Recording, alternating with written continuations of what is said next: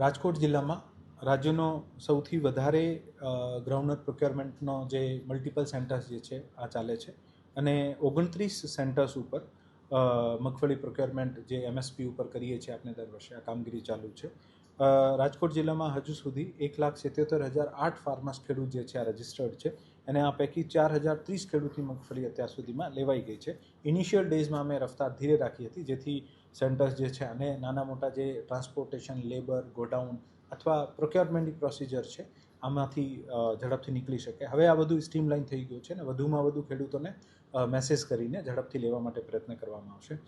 અત્યાર સુધીમાં લગભગ 94,446 ક્વિન્ટલ જેવું મગફળીનો પ્રોક્યોરમેન્ટ કરી દેવામાં આવ્યું છે અને આવનારા દિવસોમાં આ ઝડપથી આપણે પૂર કરાવીને અને તમામ 1,77,000 ખેડૂત જે છે આને ઝડપથી પૂરો કરવાનો પ્રયત્ન કરવા.